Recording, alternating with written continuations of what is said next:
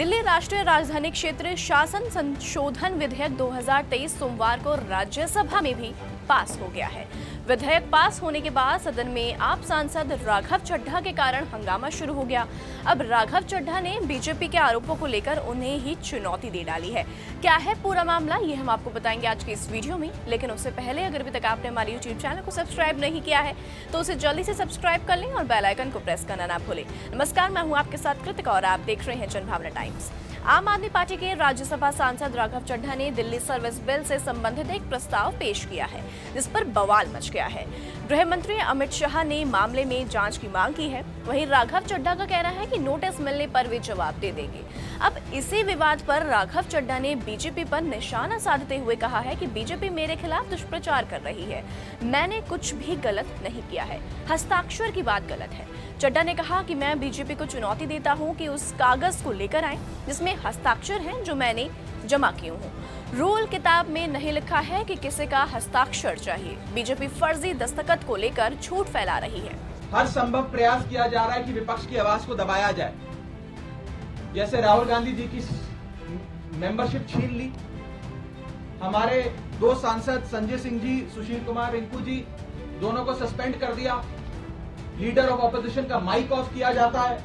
अगर कोई विपक्ष का साथी खड़े होकर अपनी बात रखता है तो सदन के अंदर खड़े मंत्री उन्हें धमकी देते हैं कि तुम्हारे घर इन्फोर्समेंट डायरेक्टरेट आ जाएगी, सीबीआई आ जाएगी, बैठ जाओ चुप करके। इस प्रकार से एक अघोषित आपातकाल लगाने का प्रयास बीजेपी इस देश में कर रही है और उनका यही मकसद होगा शायद कि मेरी आवाज को भी दबाया जाए।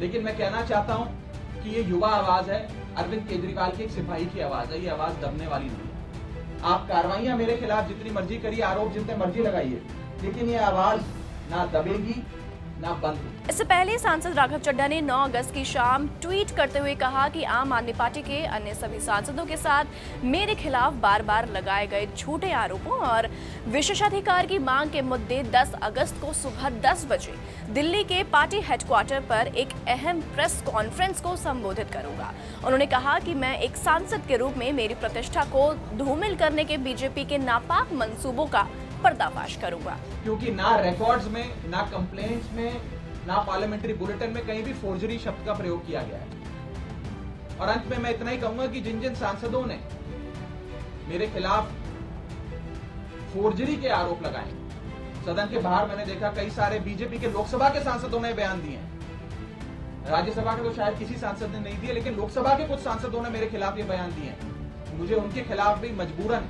कमेटी ऑफ प्रिविलेजेस में न्याय मांगने के लिए जाना पड़ेगा। उनके खिलाफ भी कंप्लेंट दर्ज करनी पड़ेगी और कोर्ट के बाहर भी, पार्लियामेंट के बाहर भी, न्यायपालिका में भी न्याय की गुहार लगानी पड़ेगी। और मैं हर संभव लड़ाई के लिए तैयार हूं। मैं बीजेपी से डरता नहीं और ना डरने वाला। बहुत बहुत शुक्रिया। वैसे आपको बता दें कि दिल्ली अध्यादेश विधेयक संसद के दोनों सदनों से सोमवार को पास हो गया था, लेकिन इसके बाद से ही इससे जुड़ा एक विवाद सामने आया है।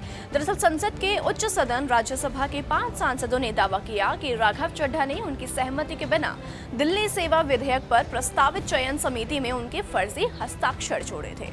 उन पर 5 राज्यसभा सांसदों ने फर्जी हस्ताक्षर कराने का आरोप लगाते हुए विशेषाधिकार हनन की शिकायत की है।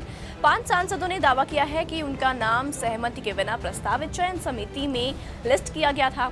इन सांसदों में बीजेपी के एस फांगनॉन कोन्याक, नरहरि अमीन और सुधांशु त्रिवेदी, एआईएडीएमके के एम थुम्बिदुरई और बीजेडी के सस्मित पात्रा शामिल हैं। बहरहाल और भी ऐसी वीडियोस को देखने के लिए आप जुड़े जनभावना टाइम्स के साथ। नमस्कार।